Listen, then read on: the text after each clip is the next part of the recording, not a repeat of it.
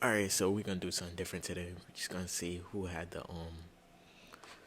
was the best offensive team in NBA history, or the best offensive teams ever. So starting off, it was the 2020-2021 Suns coming in at 25, averaging 117 points per game. This Suns team ended up making the finals, led by Devin Booker and CP3. This was Aiton's best season, Mike Calvert's best season. That's when they broke out, and this team was really well funded, but they just came up short, and they kind of broke up the team after losing the next year. But this team, I feel like, could have stayed together. They undervalued Chris Paul dramatically. You see what happened the next season once they got rid of Chris Paul. They lost in the first round, or they got swept. But thinking Bradley Beal was the answer. Hopefully he is. But this Suns team was good. They just lost to Giannis in the finals. They choked a 2-0 lead, so you can't really say anything too good about them. But they still were a finals team, so you can't be too negative on them. But I don't. Are they the worst team on this list? I don't really know. All right, coming in at 24, it's the Pelicans last year, averaging 117. The Pelicans last year was a dynamic team, a good team. They made it to the playoffs. They were the AFC, no doubt, but they could have been the seventh if Zion never got hurt. Zion got hurt in a play-in after dropping 40. Zion finally played above 65 games, and they weren't complaining about him not being healthy. They was complaining about him being fat. And then right after the All-Star break, he came back looking slimmer than he did. And now he's getting back to what he used to be, which is great for the Pelicans. The Pelicans need Zion to dominate for them to win games, and Brandon Ingram to keep playing like an all-star at the all-star level. CJ McCollum being the scorer, playmaker. But now they got DeJounte Murray. They just need to get healthy this season, because last year they were such a good offensive team that once they get healthy and they added a point guard to this team, the offense might get even better. So the next team is the 2022-2023 Nuggets. They lost, I'm pretty sure. No. They won a ring this year, 2023. Yeah, this was their ring. This team was Jamal Murray's return. He returned looking like Jamal Murray. Not an all-star, but borderline all-star, like he's always been playing. So they won a ring for a reason. They were the best team in basketball. People thought they was going to repeat this year, but turns out they couldn't get it done, because they lost to the Timberwolves and they choked a 27-point lead, or a 20-point lead, I'm pretty sure.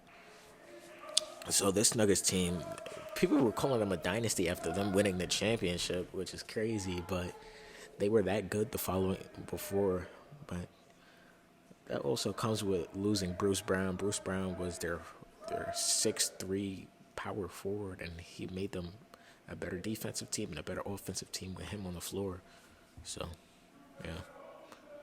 The next season was the 2020-2021 Clippers. The Clippers had potential this season. This was their best chance to win, but Kawhi Leonard ended up getting hurt, which it sucks when Kawhi hurt. It sucks because they really had a real chance. Paul George was holding it down. He dragged them to the conference finals, even though they lost to the Sun. Excuse me. They lost to the Suns, but the Clippers this was their real best chance to win a ring this season, I feel like, and this was their highest peak ever. So the next season is the 2020-2021 Utah Jazz, which, if I remember correctly, this team got up a lot of threes, led by Quinn Snyder, Donovan Mitchell, Rudy Gobert anchoring the defensive end, not doing anything on offense, but they had Mike Conley this year anchoring the point guard, and this was a really good team. It sucks that they couldn't go nowhere with this team because they played Luka, but they tried their best, and they were the number one seed this year, if I don't believe, for a reason. So, yeah. Next team, 20, is the Phoenix Suns again in 2023-2024.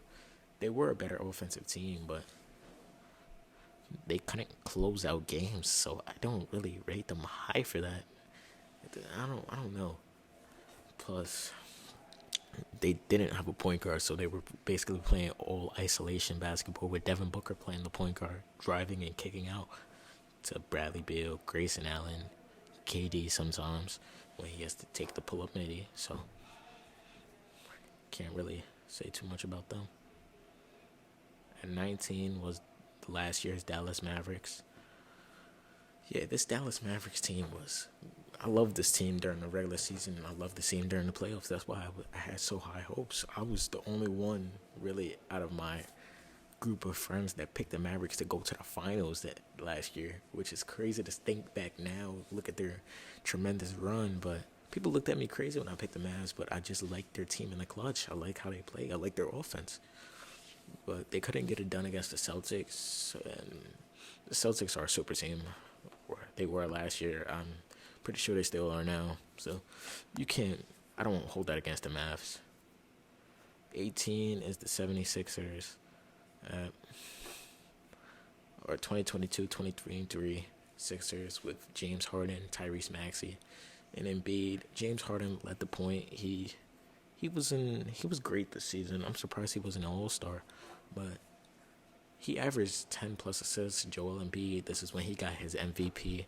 So this was the Sixers' best season. I'm pretty sure on this list. Let me check. Yeah, this was their best season. So, and they just still couldn't get to the conference finals. That's really what's weighing on Joel Embiid. That's the only thing messing up his reputation. All right, the next team is the Portland Trailblazers 2020-2021. Then they made the playoffs. They had a good offensive season without making the playoffs. I think they might be the only team on the list that didn't do that. But Damian Lillard Damian Lillard went insane this season. I'm pretty sure he dropped 70 this season. So I guess Damian Lillard, he had to carry those scrubs. I guess CJ McCollum was there, but that's really the only help he had this year. Other than that, it was basically all Damian getting the points, the assists, doing everything. The next team is the 2022-2023 New York Knicks with Jalen Brunson, RJ Barrett, and Julius Randle. This is before Brunson made his All-Star appearance, but he still played like an All-Star this season. But this was when it was known as Julius's team, and Julius went off this season. And they went to the second round before losing to the Heat. But this Knicks team was fun to watch. I'll say that. They was lighting up the Garden. They brought everything back. They went back-to-back seasons in the playoffs. So can't really say too much, anything bad about them. 2023-2024 Warriors. They missed the playoffs last season.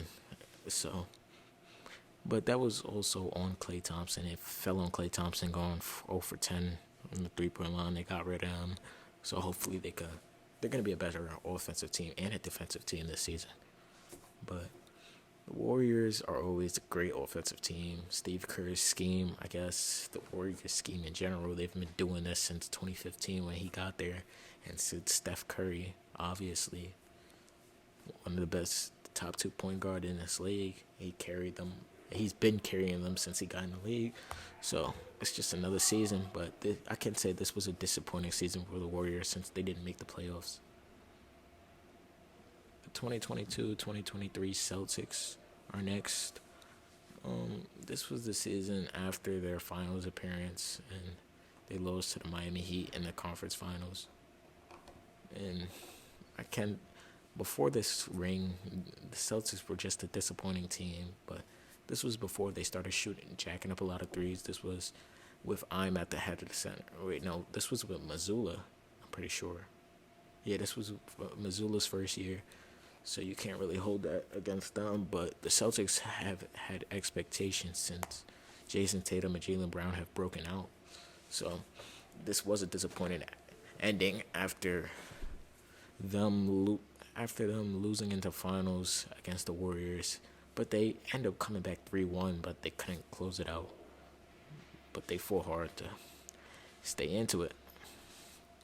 The next team, the 2023-2024 New York Knicks last year, with Brunson finally breaking out of the shell, getting his first All-Star appearance, and that's when he took over the mantle as a team. And you see, Brunson played well enough for them to even get rid of Julius Randle. Julius Randle was supposed to be a fundamental piece for them, but they realized he was expandable after Jalen Brunson broke out and into a superstar. So, and that trade for OG Anunoby helped a lot. It helped their offense, their defense, and overall their fluidity getting rid of RJ Barrett. So, this Knicks team was a surprising team. They probably would have made the conference finals if Jalen Brunson didn't get hurt, I feel like. So, yeah. Next team is the 2020-2021 Nets, which they were 1 foot away from getting a ring, which is crazy. But this Nets team was fun. Being from New York, I can say it was experience watching the Nets play. This was the big three. They barely played enough games together. They barely played games in the playoffs, and they still almost made the conference finals. But KD's best year, one of his best years of his career, coming back from injury. So the Nets, this was a major letdown. But being that they didn't play any other games after this season, they didn't really get to see this whole experiment out, which is a bummer for them. But the Nets were supposed to be the next dynasty, which never happened. The next season was last year's Milwaukee Bucks, which is surprising, but they did have Giannis and Dame, so it shouldn't be really that surprising. But they were a disappointing team. They got injured in the first round of the playoffs. They didn't really get to go against the Celtics to see, or they didn't get to go against the Knicks to see who was the better team. So they disappointed a lot of fans. They're 1-4 right now. Hopefully they get it together. It looks promising, but it looks like the Dame and Giannis experiment is not working so far. But let's just see how it goes out next season. Next team is the Denver Nuggets last year. They lost to the Timberwolves. Next team is the Clippers. Let me just list out the teams. Clippers, Kings, Thunder. Thunder last year. Warriors this year. Pacers last year. Knicks this year. Cavs this year. Celtics last year. And then Celtics this year. But all of these offensive teams...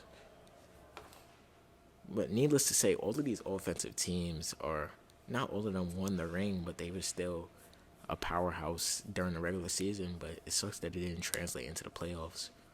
But besides the Boston Celtics on this list, or besides the Warriors, who was your favorite team to watch during the regular season throughout NBA history?